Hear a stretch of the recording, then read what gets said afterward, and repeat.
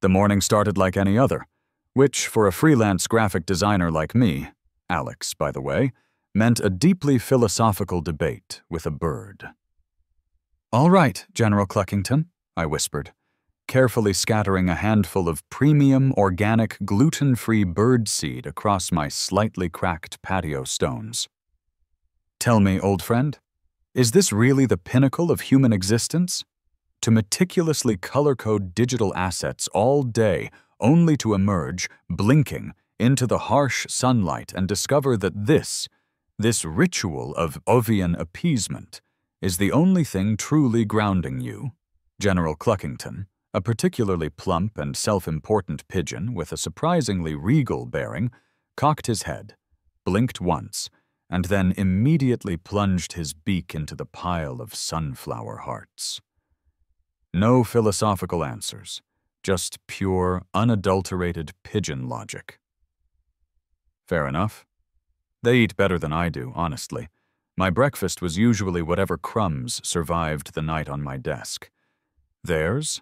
A gourmet blend, hand-selected for optimal nutritional value and feather sheen. Don't judge. We all have our vices. Mine just happens to involve subsidizing a small, feathered army. I adjusted my glasses, a faint smell of stale coffee clinging to my pajamas. My office was 10 feet away, through a sliding glass door, a realm of glowing screens and looming deadlines. But out here, on this humble patch of concrete, surrounded by the gentle cooing and the surprisingly delicate tap-tap of tiny bird feet, I found my zen. This was my sanctuary, my 9:45 a.m. escape hatch from the tyranny of client revisions and the existential dread of a blank Photoshop canvas. It was a structured break, you see. A critical component of mental well-being for the modern remote worker. Not, as some might suggest, a complete waste of time. I'd been doing this for about a year now, ever since I moved into this charmingly generic suburban cul-de-sac, somewhere in the sprawling blandness of Ohio. I'd named the more frequent visitors. There was General Cluckington, obviously, the undisputed leader. Then came Wingman, a scruffier, more agile bird who always seemed to be scouting ahead. Professor Featherbottom was the intellectual of the group, always observing, rarely diving into the fray until the choicest morsels were exposed. And then there was Brenda's Bane, a particularly cheeky youngster who seemed to take perverse delight in doing his business squarely on the perfectly manicured lawn next door. My internal moniker for him, not theirs, obviously. They were too innocent for such targeted malice. Usually. My neighbors. Ah, yes.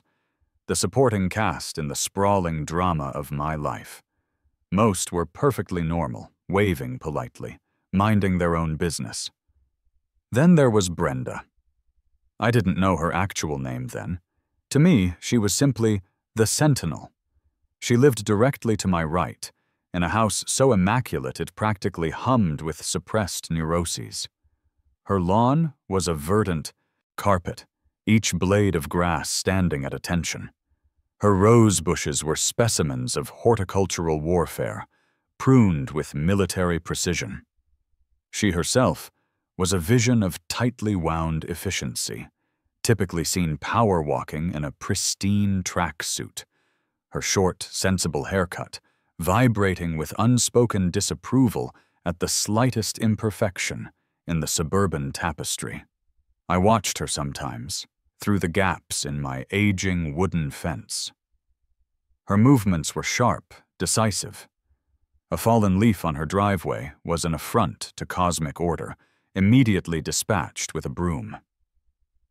A car parked slightly over the white line on the street was met with a laser-focused glare that could melt steel. She was a woman on a mission, a one-woman neighborhood watch, an unblinking guardian of propriety. And I, with my slightly wilder lawn, my occasional overflowing recycling bin, and my daily pigeon convention, was, I suspected, a constant source of low-level irritation. "See that, General?" I murmured, gesturing subtly towards her side of the fence, where she was, at this very moment, meticulously deadheading a petunia with the intensity of a bomb disposal expert. That's what peak suburban performance looks like. It's terrifying. One day, she'll probably organize the squirrels into a perfectly synchronized nut-gathering unit. We, my feathered friends, are the anarchists in her perfectly ordered universe. General Cluckington merely cooed, a sound I had come to interpret as agreement, or perhaps a demand for more sunflower hearts. Probably the latter. They were excellent motivators, those hearts. Who knew? Perhaps my own motivations were just as simple.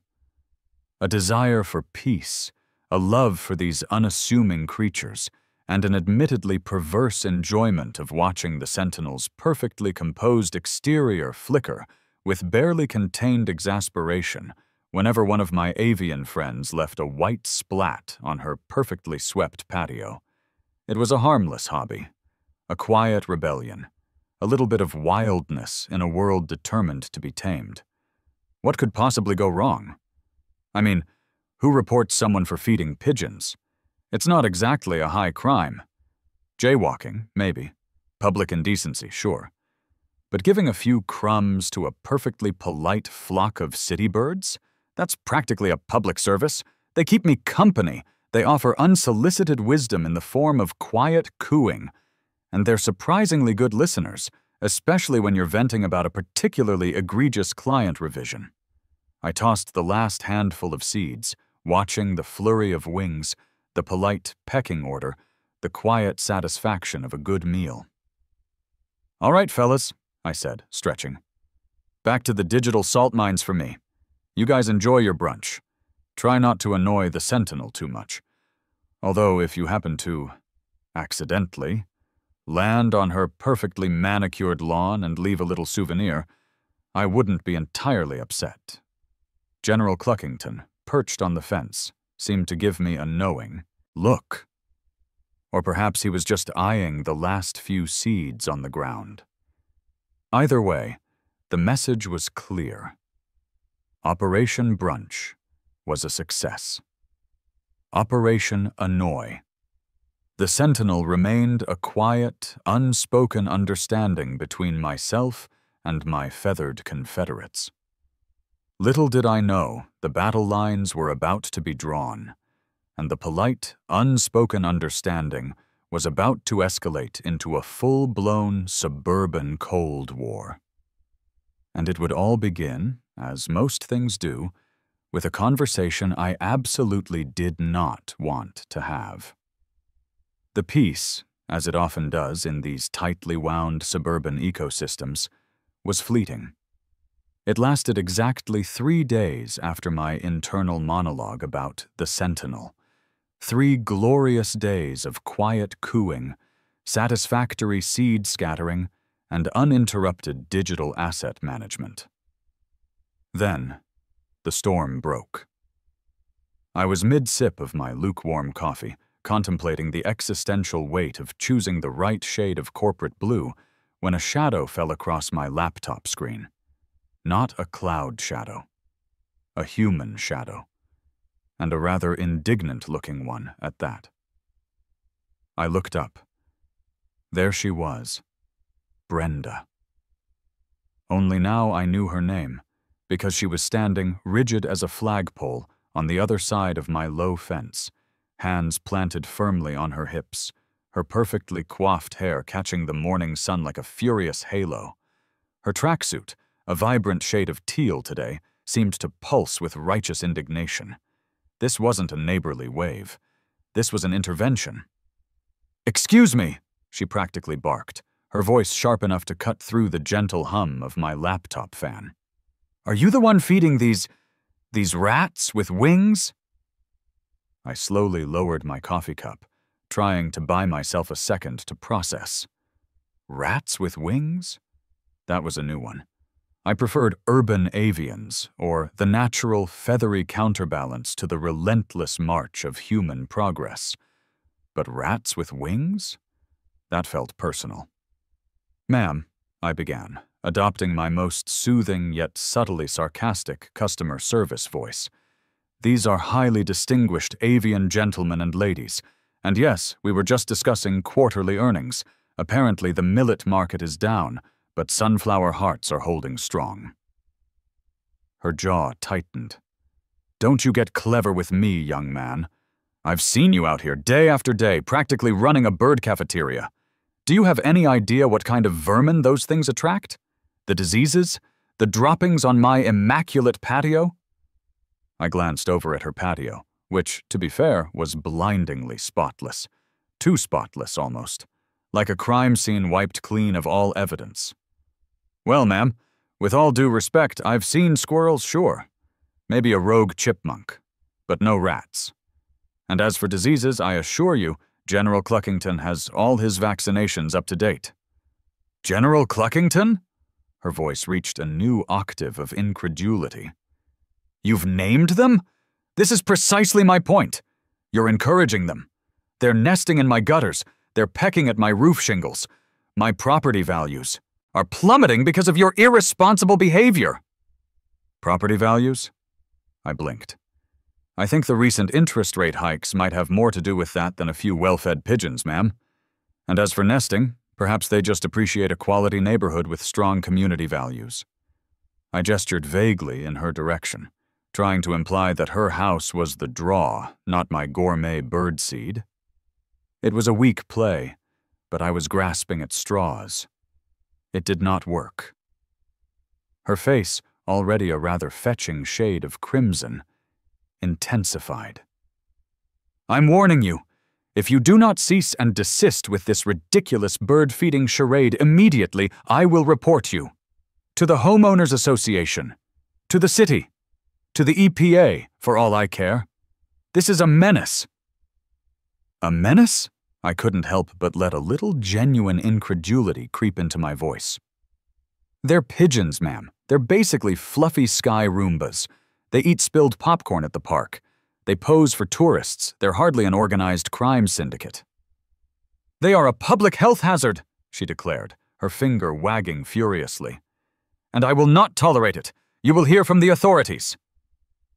With that final, ominous pronouncement, she spun on her heel and power-walked back to her pristine fortress, leaving me standing there, coffee forgotten, the scent of impending bureaucratic doom in the air.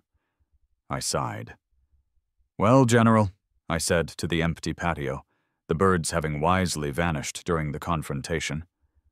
"That went well. I think she's a big fan of our work." The very next day, the threat became a reality. I was in the middle of a particularly complex layout, trying to decide between Helvetica and Ariel, a truly agonizing choice, I assure you, when there was a knock on my front door. Not a neighborly knock, a firm, official-sounding knock. My heart sank. I opened the door to find two figures on my porch. One was a very tall, very broad, very bored-looking police officer, badge glinting in the sun. The other was Brenda, standing a respectful, yet visibly triumphant distance behind him. She gave me a smug, pursed-lipped smile. "Sir, I'm Officer Dave," the cop said, his voice a low rumble. He looked like he'd rather be wrestling an alligator than dealing with whatever this was. "We got a call about, and I can't believe I'm saying this, aggressive pigeon feeding." I blinked. Aggressive? Had Brenda embellished the story that much? "Aggressive?" I repeated, genuinely confused. "Officer, with all due respect, my pigeons are pacifists. Did they form a union? Demand better benefits? I can assure you our negotiations have been entirely amicable." Officer Dave suppressed a sigh that seemed to rattle his entire uniform. He glanced at Brenda, who was practically vibrating with self-satisfaction. "Ma'am here says you're attracting a nuisance, causing a mess, and she's concerned about property values." "Property values?" Brenda chimed in, stepping forward. "He's practically devaluing the entire cul-de-sac with his unsanitary practices." Officer Dave held up a hand, silencing her. "Look, sir, we're just here to address the complaint. We're not going to issue a citation for feeding birds, but we would appreciate it if you could, keep the peace. Maybe cut back on the aggressive feeding." He made air quotes around aggressive, with a weariness that suggested he'd done this 1,000,000 times with the most ridiculous complaints imaginable. "So, you're saying I should just stop feeding them?" I asked, a knot forming in my stomach. The thought of abandoning General Cluckington and his flock, of breaking our morning ritual, felt genuinely painful. "It'd probably be for the best, sir," Officer Dave said, already turning to leave. "Just try to be a good neighbor, all right? We got actual crimes to investigate." He gave Brenda a look that clearly communicated his disdain for her complaint, then lumbered back to his patrol car, his partner already inside, stifling what looked suspiciously like a chuckle. Brenda, however, was beaming. A full, triumphant, "I-told-you-so" grin. "Consider this a warning," she said, before retreating to her side of the fence, leaving me alone on my porch, a strange mix of anger and dismay bubbling inside me. I watched her go, then looked at my patio. General Cluckington, having observed the entire exchange from the safety of the fence top, flew down and landed near my feet, looking up at me with his usual expectant gaze. He cooed softly. "She wants communication, General?" I murmured, a slow, dangerous warmth spreading through my chest, chasing away the dismay. "Fine. We'll give her communication. The most polite, most persistent, most utterly unavoidable communication she has ever seen. An idea, terrible in its pettiness, magnificent in its potential for suburban chaos, began to bloom in my mind. A seed of war, planted not by aggression, but by a very specific brand of passive-aggressive, avian-assisted politeness. This was far from over. This was just the beginning. The next 48 hours were a blur of caffeine, furious internet searches, and a level of single-minded focus I usually reserved for highly compensated client projects. Brenda wanted peace. She wanted me to keep the peace? Oh, I'd keep the peace all right. The peace of a perfectly composed, impeccably polite, and utterly relentless campaign of avian-delivered correspondence. My laptop, usually a portal to the world of corporate branding, became my strategic war room. My browser history, once filled with terms like modern minimalist aesthetic and optimal kerning practices, now read pigeon training for beginners, how to make tiny scrolls, legal precedent for avian-based message delivery, and most ominously, psychological impact of persistent, non-aggressive nuisance. "This is completely unhinged," my best friend, Mark, said, his voice crackling with a mix of amusement and genuine concern through the phone. He was on his lunch break, probably in some sterile office, dealing with actual grown-up problems. I, meanwhile, was hunched over my desk, meticulously attempting to roll a piece of paper the size of my pinky nail into a scroll. "Unhinged?" I scoffed, my voice tight with concentration. "No, Mark. This is art. This is guerrilla warfare, but with more feathers and less actual warfare. Brenda wants communication. I'm simply facilitating it, with a certain flair." "Let me get this straight," he said, and I could practically hear him pinching the bridge of his nose. "You're going to war with a 58-year-old woman over a pigeon dispute, and your chosen weapon is a bird as your delivery boy." "It's not a war, Mark. It's a special diplomatic mission," I corrected, finally getting the scroll to stay rolled. "And he's not a delivery boy. He's a communications attaché. General Cluckington, specifically. He has a very strong work ethic, once properly motivated. Motivated by what, Alex? Tiny paychecks? A promotion to wing commander? Sunflower hearts, Mark. Premium, unsalted, freshly shelled sunflower hearts. The currency of the avian kingdom. I held up my scroll with a triumphant flourish, nearly dropping my phone. Behold, the first prototype. Now, what do you think? Classic serif or sans serif for the font? I'm leaning towards a delicate script, really emphasize the politeness. Mark let out a long, suffering sigh. Alex, you're going to get arrested. Or worse, Brenda's going to install a miniature anti-aircraft battery on her roof. Relax. I've already researched the legal angle, I replied, pulling up a new browser tab. Apparently, there's no federal statute against unsolicited avian correspondence. And the HOA bylaws, while numerous and baffling, make no mention of pigeon post. It's a legal loophole, Mark. A beautiful, feathery loophole. He was silent for a moment. You're serious about this, aren't you? Never been more serious. This isn't just about Brenda anymore. This is about principle, about the right to peacefully coexist with urban wildlife, about the utter injustice of being told to stop feeding pigeons by someone who probably starches her underwear. My online shopping cart began to fill.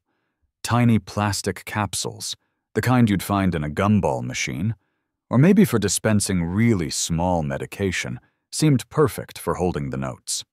High-quality parchment paper, because if you're going to be passive-aggressive, you might as well be elegant about it. And a calligraphy pen set, because a hand-written, hand-delivered,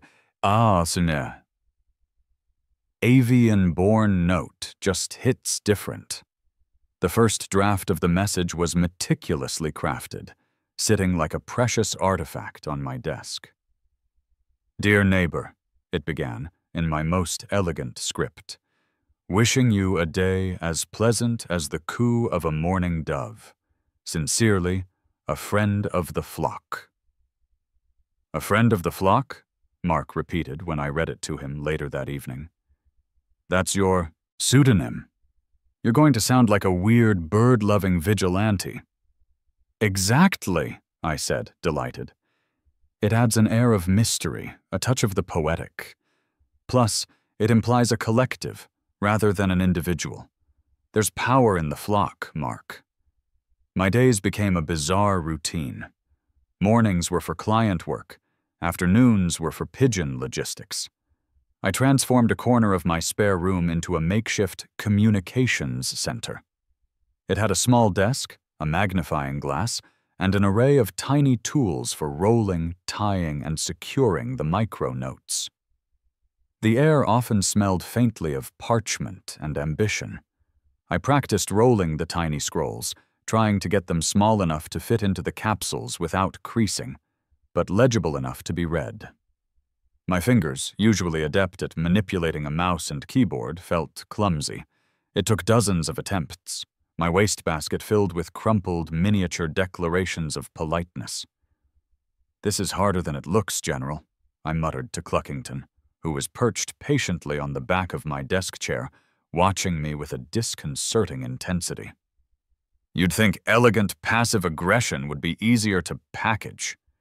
He cooed as if to say, Patience, grasshopper.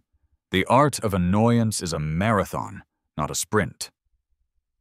The plan was simple, yet brilliant in its execution. Train General Cluckington, and eventually others, to fly from my patio, land on Brenda's front porch, drop a tiny, polite, unsolicited note, and then return for a reward. No physical trespass, no direct confrontation. Just a daily, gentle reminder of my existence, delivered with impeccable manners. The sheer, infuriating politeness would be Brenda's undoing.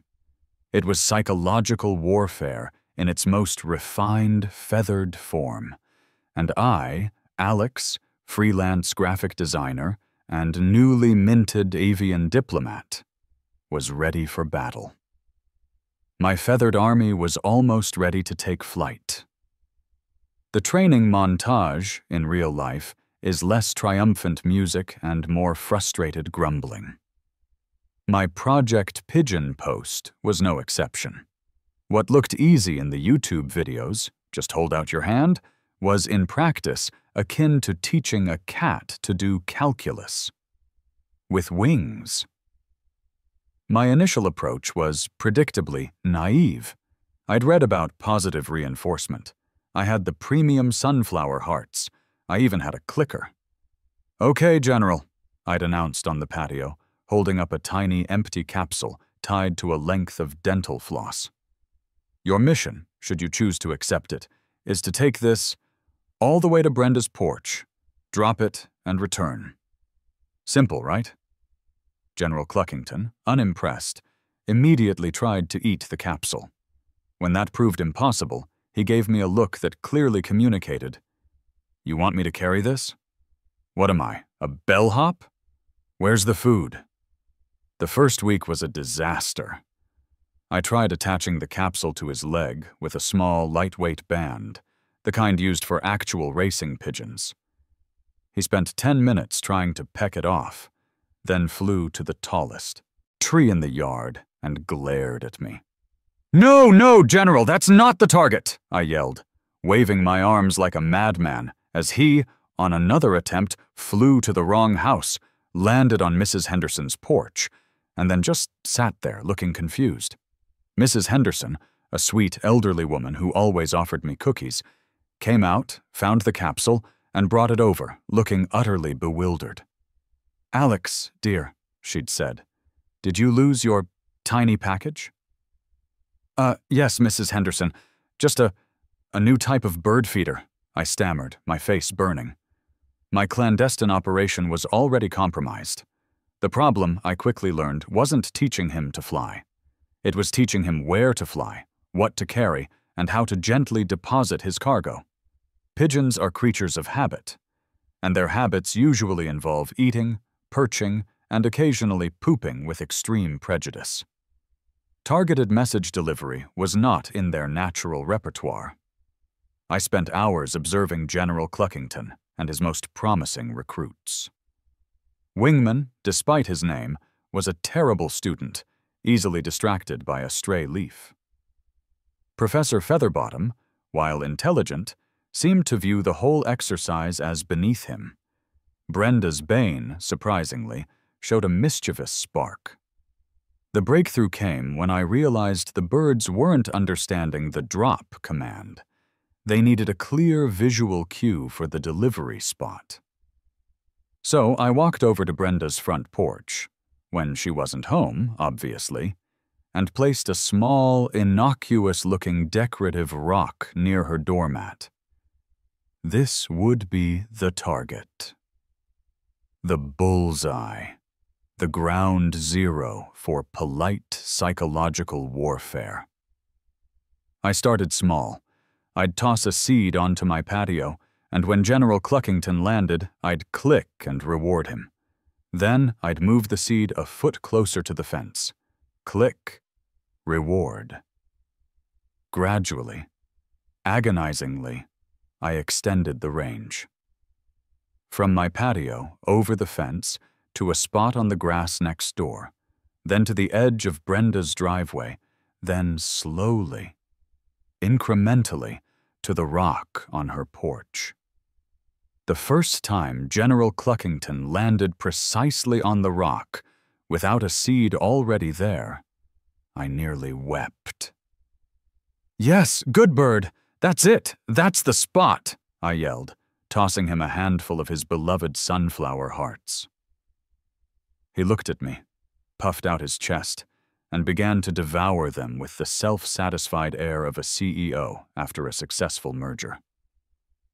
Next came the cargo training. I started attaching an empty, very lightweight capsule to his leg. He hated it. He'd try to shake it off, fly erratically, or simply refuse to move.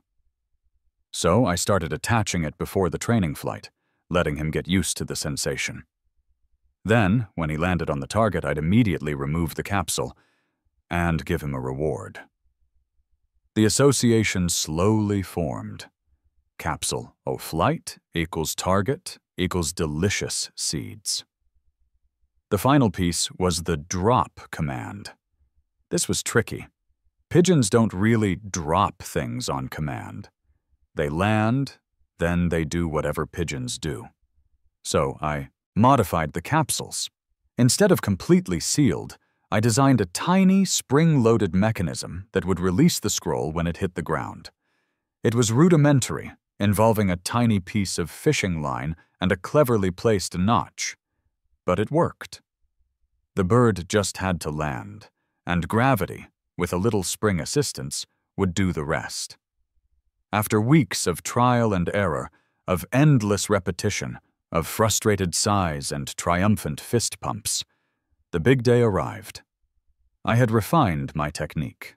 I had a small team of 3 pigeons, General Cluckington, Brenda's Bane, who had proven surprisingly adept and utterly fearless, and a new recruit I'd simply named the Drone, for his consistent no-fuss efficiency.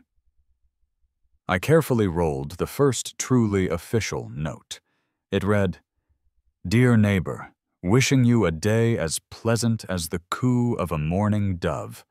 Sincerely, a friend of the flock."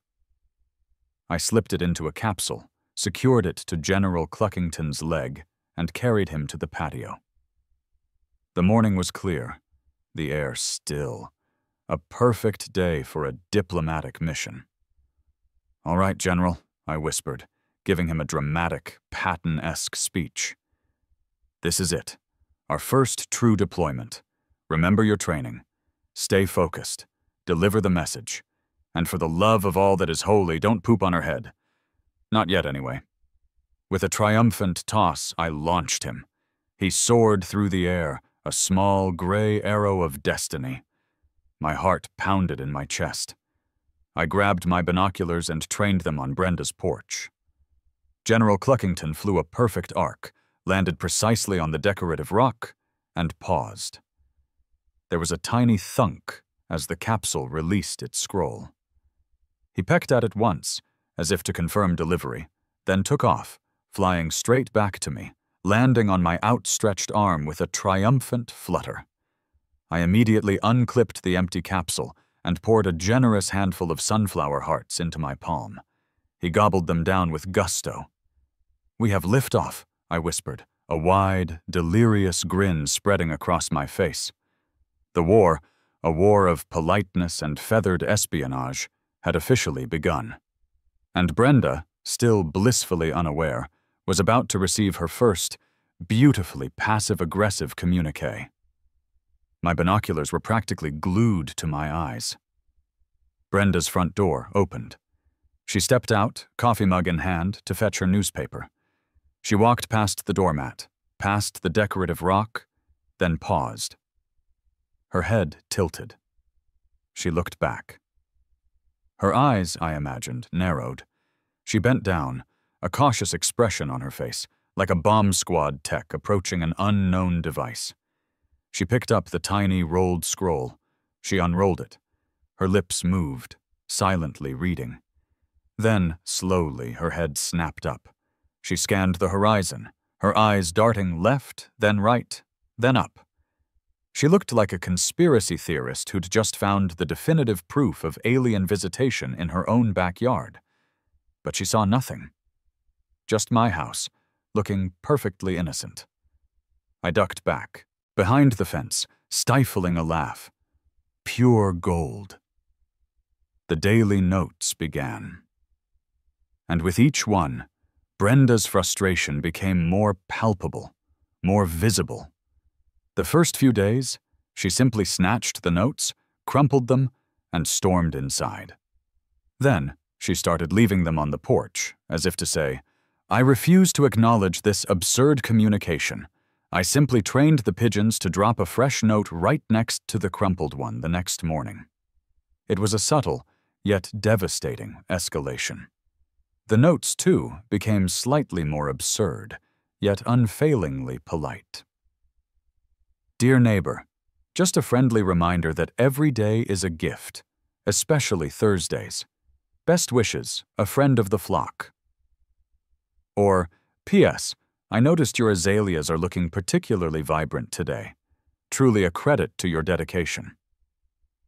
I even sent one that simply read, considering the subtle artistry of your sprinkler system, truly a marvel. The subtext, of course, being, I see your attempts to deter my birds, and I raise you a compliment. Brenda's first visible countermeasure was, predictably, physical. She installed a series of tiny, no trespassing signs on her porch, positioned at pigeon eye level. The pigeons, of course, couldn't read, or didn't care. They just landed next to them. She then bought a cheap, plastic owl.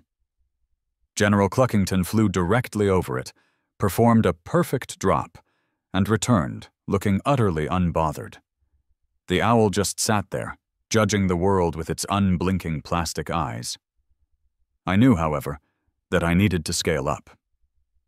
My small patio setup was fine for initial training, but for a sustained campaign, I needed a proper command center. A place where the birds could rest, be fed, and be dispatched efficiently. And it had to be discreet. That's when I decided I needed a pigeon palace. On the roof. I pulled out my phone and searched for local contractors. I settled on Sal's Superior Siding and Structures. Sal, when he arrived, was exactly what you'd expect. A burly man with a weathered face, a booming voice, and an air of perpetual skepticism. He looked at my house, then at me, then back at my house, as if trying to figure out if I was pranking him. So, he rumbled, scratching his beard, you want a custom pigeon coop, on the roof, with a tiny landing strip and you're calling it a command center? He held up the crude sketch I'd provided, which admittedly looked like something a 5-year-old drew, but with architectural annotations. Think of it less as a coop, Sal, I explained, trying to maintain a serious professional demeanor, and more as a nexus of interspecies diplomacy, a strategic hub, with good drainage, obviously, and it needs to blend in with the existing roof line. We can't have it looking ostentatious. Sal squinted at my roof, then at Brenda's meticulously manicured garden next door. He seemed to grasp the unspoken context immediately. A slow smile spread across his face, revealing a missing tooth. Ah, I see, a diplomatic nexus. With specific targeting capabilities. I nodded solemnly. Precisely. And it needs to be high quality, Sal. Climate-controlled, if possible. These are highly trained operatives. They deserve the best. He rubbed his chin. Well, I got a crew that can do anything. Built a fully functional pirate ship playhouse for a guy once. A pigeon palace ain't nothing. He looked at the sketch again. You want a little trap door for the birds to go in and out? Absolutely. And a small, weather-resistant cubby for storing the notes and capsules. A secure, environmentally controlled environment for sensitive materials. Sal nodded, taking notes on a greasy pad. Right. Sensitive materials. And you want it painted to match the shingles? Perfectly. Utter discretion is paramount. He quoted me a price that made my eyes water, but it was worth it. This wasn't just a construction project, it was an investment in the future of suburban warfare. The construction of the ridiculous, over-engineered Pigeon Palace began the following week. Sal's crew, bless their hearts, arrived with scaffolding, power tools, and an air of cheerful confusion.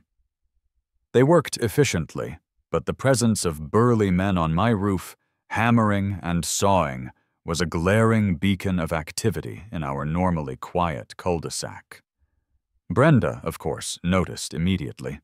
I watched her through my living room window. She'd emerged from her house, clad in a different, equally pristine tracksuit, and stare, her face a mask of escalating horror, at the rising structure on my roof. She'd confer briefly with the foreman, her arms gesticulating wildly, undoubtedly demanding to know what infernal contraption was being erected. The foreman, a man who had clearly seen it all, would simply shrug and point back to my house. The pigeons, meanwhile, seemed to observe the construction with interest. General Cluckington would perch on the fence, head cocked, as if overseeing the progress on his future luxury suite. He was supervising the contractors. As the final shingles were laid and the tiny, perfectly camouflaged diplomatic nexus took shape, I knew I had made the right decision. This wasn't just a petty squabble anymore. This was a grand endeavor, a testament to human and avian ingenuity. And the polite notes? They would only continue. Because now, I had a fully operational command center, and Brenda, my dear nemesis, had only just begun to understand the true meaning of persistent politeness. The suburban Cold War was about to enter a whole new phase. With the new rooftop Pigeon post office complete, the operation scaled up dramatically. Sal and his crew, clearly amused by the whole thing, had done a surprisingly good job. The structure was discreet, blending into the roofline, yet incredibly functional. It had multiple perches, a small feeder, and a secure compartment for my daily cache of notes and capsules. My 3 core operatives, General Cluckington, Brenda's Bane, and the drone, quickly made themselves at home. I even added a few new recruits, naming them things like Message Mule and Polite Pidge. The notes were now delivered with clockwork precision, twice a day. Once in the morning with Brenda's newspaper, and once in the afternoon, often just as she was returning from her power walk. The messages became increasingly specific, designed to subtly highlight how much I noticed her life without ever being explicitly creepy.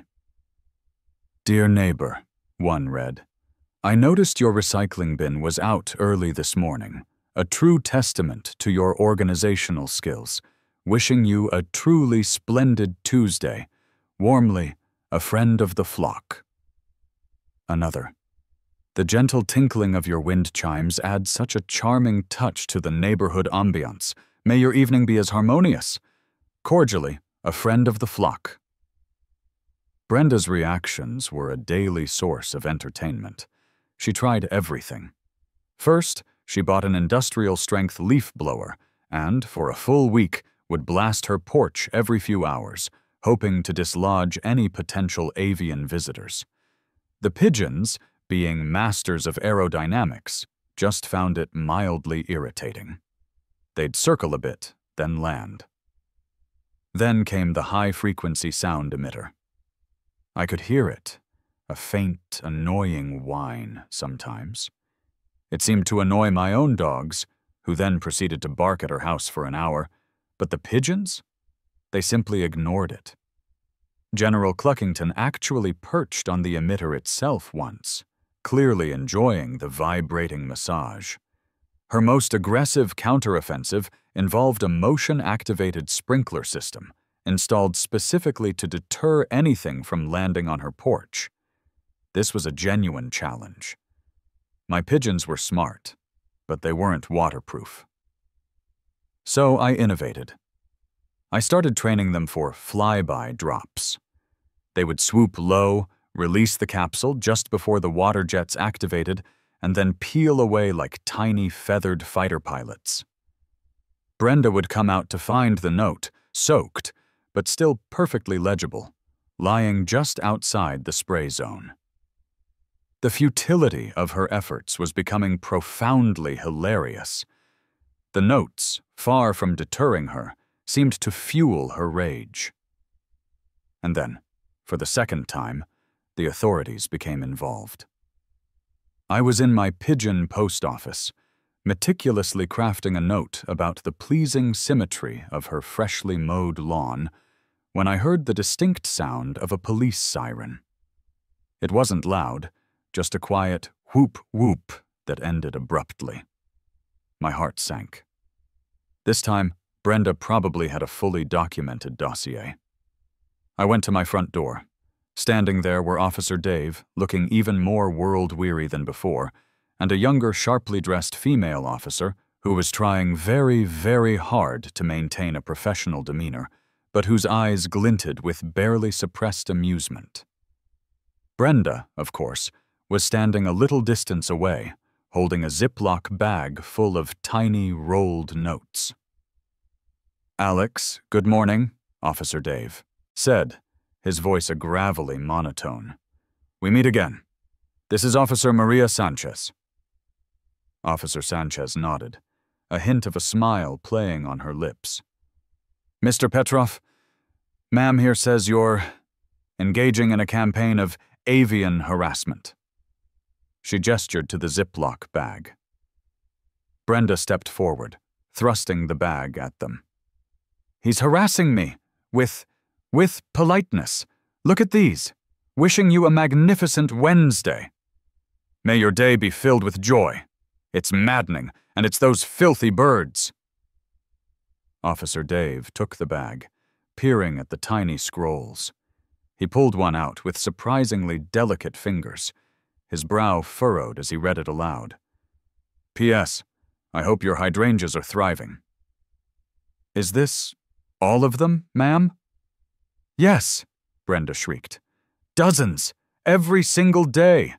He trains them to drop them on my porch. It's psychological warfare." Officer Sanchez, bless her soul, bit her lip, her shoulders shaking slightly. She glanced at me, then back at the notes. "Ma'am," she said, her voice strained, "I'm looking at a note that says, 'May your Tuesday be terrific,' and another that mentions hydrangeas.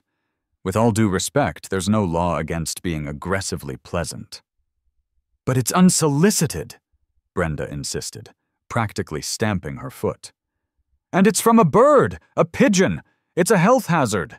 It's property damage." "There's no physical damage, ma'am," Officer Dave interjected, handing the notes back to Brenda. "And we can't arrest someone for sending a polite note, even if it is by bird. We've already advised Mr. Petrov to keep the peace.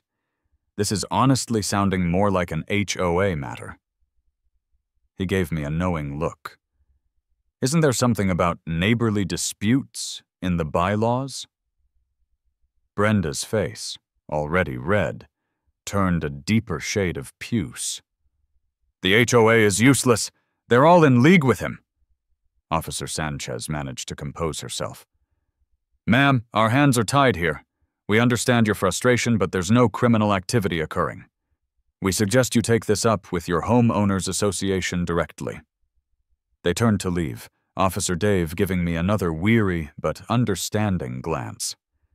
As they walked to their patrol car, I heard Officer Sanchez burst into uncontrollable giggles. Officer Dave just sighed, shaking his head. Brenda, left fuming on the sidewalk, glared at me with a hatred that could curdle milk. She knew. She knew they couldn't do anything. And I knew that this meant only one thing. Brenda was about to unleash the full fury of the HOA. And this time, I'd have to face her in a forum where polite pigeon post wasn't admissible evidence. This was going to be good. Really, really good. Officer Dave's words had been prophetic. Brenda, publicly humiliated by the police's inability to grasp the profound menace of polite avian correspondence, wasted no time. The very next day, a formal notice landed in my mailbox, a summons to an emergency homeowners association meeting. The agenda, clearly aimed squarely at me, included a proposed new bylaw, prohibition of the harboring of messenger pigeons, and the unsolicited delivery of miniature correspondence via avian or any other non-traditional means. She was leaving nothing to chance. This wasn't just a squabble anymore. This was a full-blown inquisition, and I knew I had to prepare. This was my moment to shine, not just as a pigeon trainer, but as a master of public persuasion. My digital design skills, usually employed for corporate brochures, were now repurposed for a more noble cause, saving my Pigeon Post empire. I spent days crafting my defense. I designed a multi-slide PowerPoint presentation, complete with charts, graphs, and historical illustrations. Slide 1. Pigeons, our unsung heroes. Slide 2. The noble art of homing pigeons, a legacy of communication. Slide 3. Avian-human coexistence, a path to community harmony. I even included a slide titled, The Economic Impact of Unhappiness, Why Happy Neighbors and Their Birds Are Good for Property Values. My speech was meticulously rehearsed. I wanted to appeal to reason, to community spirit, and to the inherent absurdity of Brenda's complaint. I even considered bringing General Cluckington as a visual aid, but Mark, my voice of reason, convinced me against it. Alex, you're either going to look like a genius or a complete lunatic. Don't push it. The night of the HOA meeting arrived, thick with suburban tension. The community clubhouse, usually reserved for potlucks and bingo nights, felt like a courtroom. The HOA board, composed of 5 impeccably dressed, nervously smiling individuals, sat at a long table. Brenda was there, of course, seated front and center, clutching a thick binder of evidence. Several other neighbors were there too, some looking stern, some openly curious, and a few, bless their hearts, trying to suppress giggles. Brenda spoke first. She launched into a dramatic, sweeping indictment of my character and my pigeons.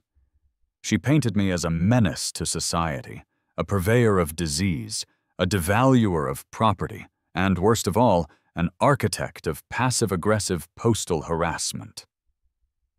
She held up the Ziploc bag of notes, waving them like incriminating evidence. "These are not just notes," she declared, her voice trembling with manufactured outrage. "These are weapons, tiny feathered weapons designed to erode the peace and harmony of our neighborhood." Several neighbors shifted uncomfortably. Mrs. Henderson, God bless her, audibly snorted. "He calls himself a friend of the flock," Brenda continued, pointing a trembling finger at me. "I say he is a foe of decency, a terror to tranquility." When she finally finished, the room was silent. Then, the HOA president, a perpetually flustered woman named Carol, cleared her throat. "Thank you, Brenda. Alex, you may present your defense." I stood up, adjusting my carefully selected, non-threatening cardigan. I clicked the remote for my PowerPoint. The first slide, a beautiful, almost ethereal photo of a pigeon in flight, appeared on the screen. "Good evening, esteemed members of the HOA board and fellow neighbors," I began, my voice calm and measured. "My name is Alex Petrov, and I stand before you tonight not as a foe of decency, but as a humble advocate for a forgotten tradition and a misunderstood creature, the common city pigeon." I proceeded to deliver my speech.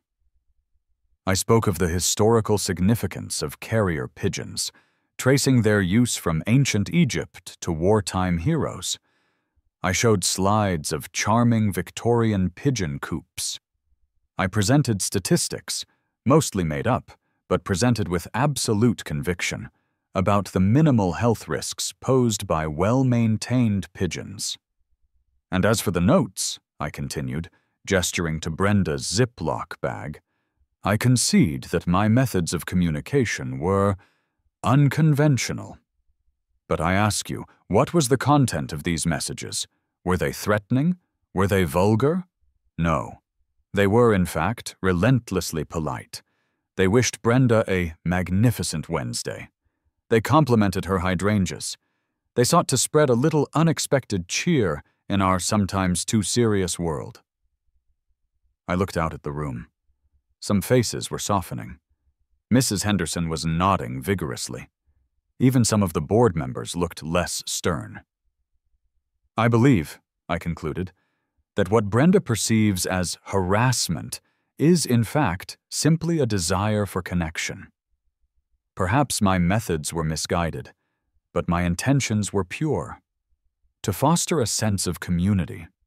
To remind us all that even in our perfectly manicured lives, there's still room for a little bit of wild, unexpected joy.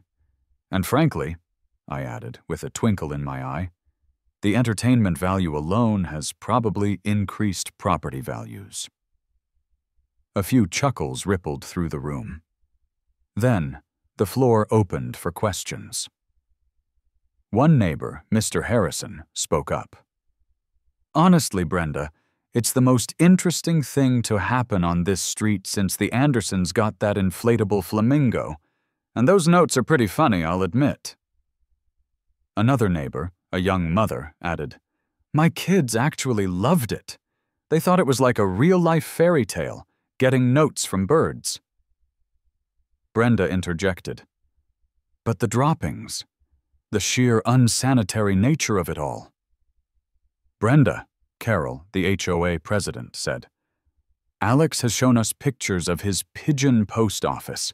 It's immaculate, and the notes are delivered in capsules. There's no direct contact. The debate raged for another 20 minutes. The HOA board was clearly torn. They wanted to maintain order, but they also couldn't deny the sheer, harmless absurdity of the situation. And I suspected some of them were secretly enjoying the drama. Finally, it was time for the vote on Brenda's proposed bylaw. Carol called for a show of hands. 3 board members voted yes. 2 voted no. The motion fails to pass, Carol announced, a faint smile playing on her lips. It's a tie. A ripple of murmurs went through the room. Brenda's face crumpled. She had been publicly, decisively defeated, not by aggression, but by the overwhelming power of polite, avian-assisted diplomacy. I packed up my laptop, gave a small, victorious nod to Mrs. Henderson, and walked out, a champion of the birds and a master of the meticulously polite, passive-aggressive note. But I knew this wasn't the end. This was merely setting the stage for the grand finale. Victory at the HOA meeting was sweet, but it wasn't the end. I knew Brenda. She wouldn't rest until she'd had the last word, the final, crushing blow. But I also knew I couldn't keep sending notes indefinitely. The humor, even the politeness, would eventually wear thin. I needed a grand finale, a mic drop, a final unforgettable gesture that would mark the definitive end of the Great Pigeon War. The opportunity presented itself in the form of Brenda's annual neighborhood block party. It was legendary for its meticulous planning, its perfectly coordinated potluck contributions, and Brenda's usually flawless control over every detail. This was her turf, her event, her domain of suburban perfection. It was the ideal stage for my final, most audacious move. I spent the next week not crafting notes, but devising a new, complex training regimen for General Cluckington and his elite squad. This wasn't about notes anymore. This was about symbolism, about a visual statement so absurd, so perfectly petty, that it would transcend mere communication and enter the realm of performance art. My target? Dandelions. Brenda's arch nemesis, the bane of her perfectly manicured lawn. the one weed she despised above all others. I spent days meticulously harvesting dozens of individual, long-stemmed dandelions from various neglected patches of grass around the neighborhood, storing them carefully in a bucket of water in my garage. The training was difficult. Teaching a pigeon to carry a tiny capsule was one thing. Teaching it to gently pick up a delicate dandelion stem with its beak, fly a precise route, and then release it onto a specific target without crushing it, was another entirely. It required an almost surgical level of precision. I started by using dried pasta strands, then moved to pipe cleaners, gradually increasing the delicacy of the object. General Cluckington, bless his ambitious little heart, proved to be a natural. He'd pick up the stem, fly to the designated drop zone, a small circle I drew on my patio, and then, with surprising grace, release it. His reward? Triple sunflower hearts and a particularly enthusiastic, "Good boy, General," from me. Brenda's Bane and the drone were also recruited. I even managed to train two of the newer recruits, Petty Officer Peck and Lieutenant Flyer, to carry single dandelions. My rooftop pigeon post office was now a fully operational dandelion delivery system. The day of the block party dawned bright and clear, the kind of aggressively perfect weather Brenda usually ordered for her events. Tables laden with casseroles and salads lined the cul-de-sac. Kids ran around with balloons. Adults mingled, sipping lemonade. Brenda, naturally, was in her element, directing traffic, adjusting tablecloths, and generally radiating an aura of supreme, yet slightly stressed, hostess-ship. She was wearing a perfectly pressed linen pantsuit.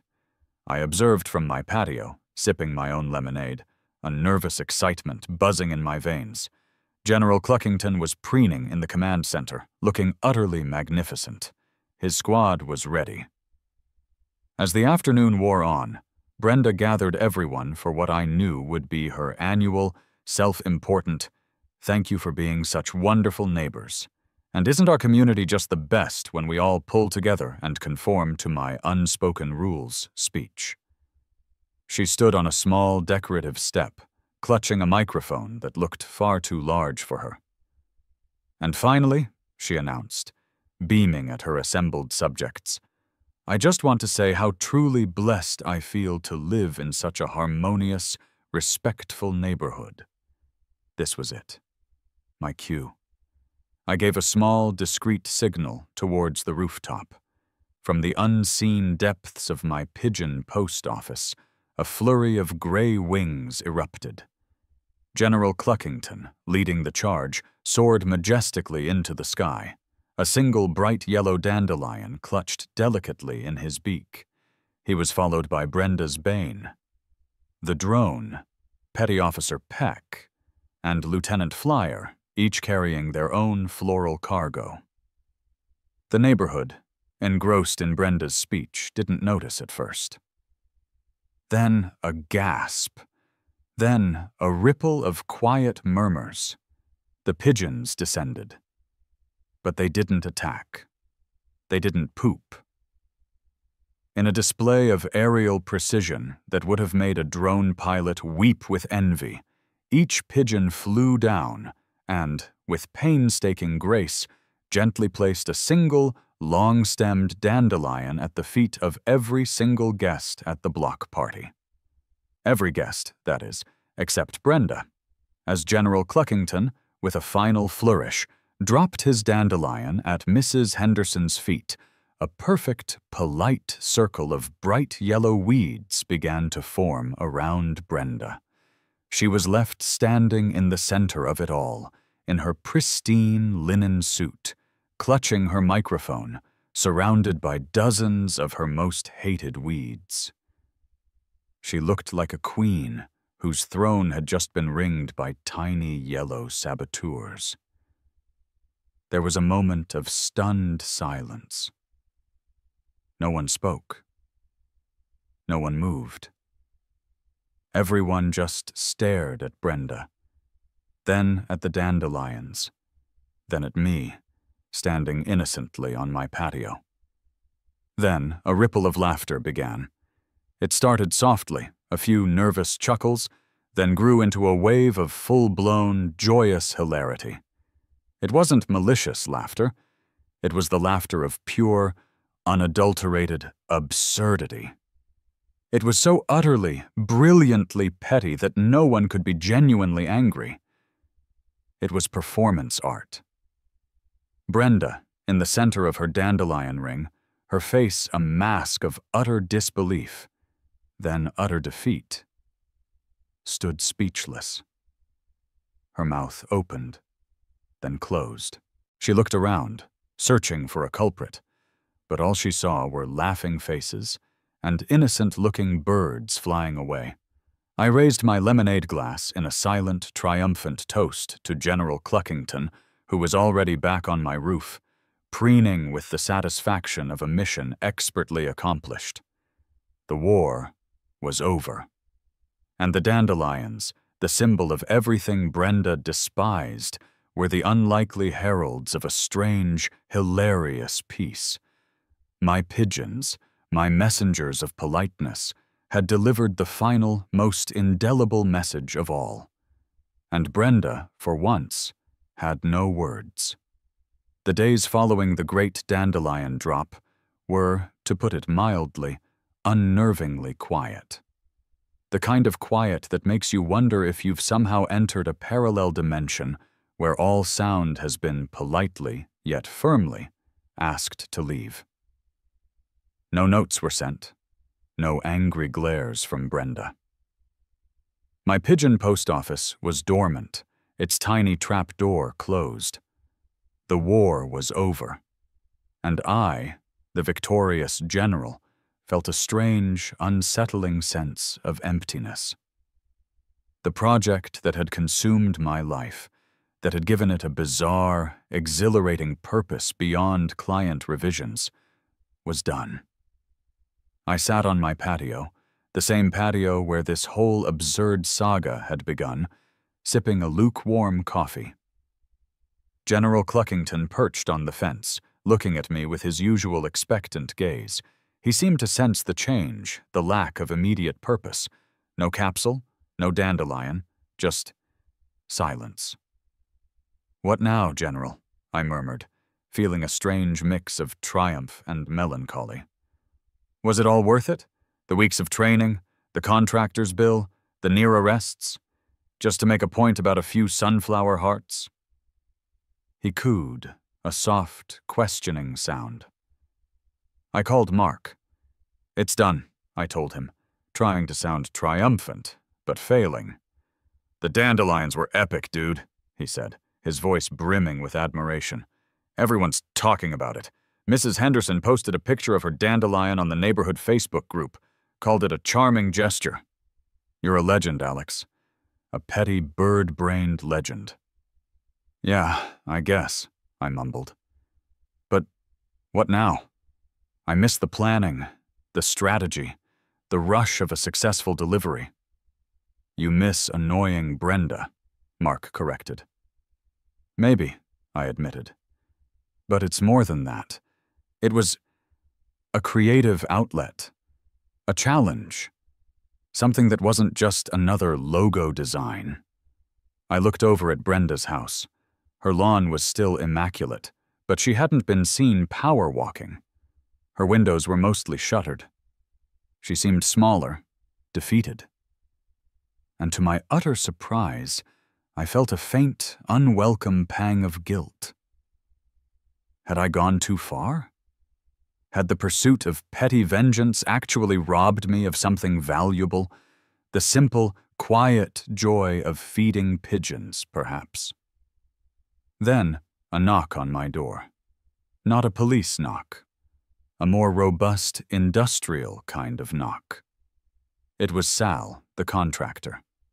He was there to pick up his final check for the Pigeon post office. "Well, well," Sal rumbled, taking the envelope I handed him to looks like you made quite the splash at the block party, kid. You heard about that? Heard about it. My wife's cousin lives 3 streets over. She said it was the funniest thing she's ever seen. Got the whole neighborhood laughing. You're a lunatic, kid. But you're a creative lunatic. He winked. Good work on the coop, though. Solid construction. Best pigeon hotel in Ohio, I'd say. Thanks, Sal. He paused, looking over at Brenda's house, then back at me. So, the war's over, huh? Seems that way, I sighed. She hasn't come out much. No more complaints. Sal nodded slowly. Sometimes you just gotta know when to quit, or when to win so hard the other guy throws in the towel. He clapped me on the shoulder. But I'll tell you, that was more entertaining than anything on TV these days. Good show, Alex. Good show. He gave me a final nod, then climbed into his beat-up truck, leaving me alone with my thoughts. His words resonated. More entertaining than anything on TV. That was it, wasn't it?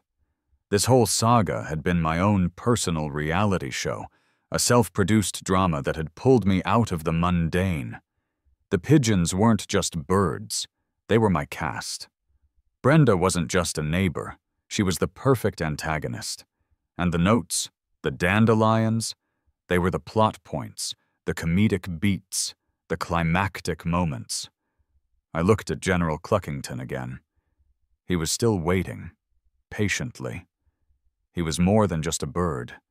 He was a partner in crime, a confidant, a symbol of my brief, glorious reign as the king of polite suburban anarchy. The guilt, though still present, began to recede. What I had done, while undeniably petty, had also been brilliant. It had brought joy to me and most of the neighborhood, and, dare I say, a strange sense of community. And maybe, just maybe, Brenda had learned a lesson about picking fights with people who have too much free time and access to bird seed. The silence, I realized, wasn't a void. It was a blank canvas. But for what? I still didn't know. The silence persisted for another week. The cul-de-sac returned to its normal, placid hum. Brenda was occasionally seen, moving like a ghost through her garden, but she never looked my way. I started thinking about taking down the pigeon post office, or at least converting it into a fancy bird feeder for regular, non-diplomatic birds. The guilt, though manageable, was still a dull ache. Was this truly the legacy I wanted? The guy who broke his neighbor with polite pigeons? I was out on my patio, scrubbing down some of the pigeon perches in the command center. It still smelled faintly of ambition and bird droppings when I heard it. A hesitant cough. I froze. My head slowly turned. There she was, Brenda, standing at the property line, not glaring, not gesticulating, but standing. Her shoulders were slightly slumped, and her usual crisp tracksuit looked, for the first time, a little wrinkled. She wasn't angry. She looked tired. And perhaps, just perhaps, a little bewildered. "Alex," she said, her voice softer than I'd ever heard it, almost a whisper. I braced myself for the final delayed explosion of fury. "Brenda," I replied, trying to keep my voice neutral. There was an awkward silence. General Cluckington, perched on the edge of the command center, cooed softly, as if anticipating a new order. "That was," she began, then trailed off. She took a deep breath. "That was quite a display. The dandelions." I waited. This was it. The full, unvarnished condemnation. It was a bit much, in hindsight, I admitted, deciding to disarm with an unexpected apology. She looked surprised. Then, a ghost of a smile, A truly unprecedented event flickered across her lips. "No," she said, almost to herself. "No, it wasn't. It was, meticulous. The logistics must have been a nightmare." My jaw almost dropped. Meticulous? Nightmare? Was this a compliment? "It took a few weeks of training," I confessed, cautiously. "They're surprisingly smart birds." Another silence, punctuated only by General Cluckington's soft cooing. Brenda actually looked up at him, studying him with a newfound, almost respectful curiosity. "So," she said finally, her gaze snapping back to me, and there was a strange gleam in her eye. A glint of something I'd never seen before. Mischief. "How did you do it? The training, I mean. For the dandelions." I blinked. It's mostly positive reinforcement. Small steps. Lots of sunflower hearts." She leaned in conspiratorially, her voice dropping to a low conspiratorial murmur. "The Hendersons," she said, gesturing vaguely down the street. "3 doors down. They have this yappy little terrier. Napoleon. Never shuts up. Barks at everything. And everyone." I knew Napoleon. He was indeed a menace. A tiny, fluffy, yap-filled menace. "I was thinking," Brenda continued, her eyes alight with a nascent, diabolical spark, Could you perhaps teach a pigeon to deliver a dog biscuit? A very quiet, very squeaky dog biscuit, you understand, right outside their bedroom window. At, say, 3 a.m.? I stared at her. Brenda, my nemesis, the sentinel, the queen of complaining, was actually suggesting a joint operation? A cross-species, covert, canine annoyance campaign? My mouth slowly curved into a grin. The guilt evaporated. The emptiness filled with a rush of exhilarating, petty purpose. I looked from the calculating expression on Brenda's face to General Cluckington, who had landed on my shoulder, pecking gently at my ear, as if to say, "Are we getting back in the game, boss?" "General," I said, a whole new world of beautifully petty possibilities opening up before me. "I think we've just been offered a consulting gig." And so, the Great Pigeon War didn't end with a whimper or even with a bang. It ended with a strange, unspoken truce, an unlikely alliance forged in the crucible of suburban irritation. Brenda and I, 2 former adversaries, now united by a shared appreciation for strategic nuisance and the undeniable effectiveness of well-trained birds. The cul-de-sac might have thought the drama was over. But oh, how wrong they were. This was merely the beginning of a beautiful, feathered, and exceedingly polite friendship.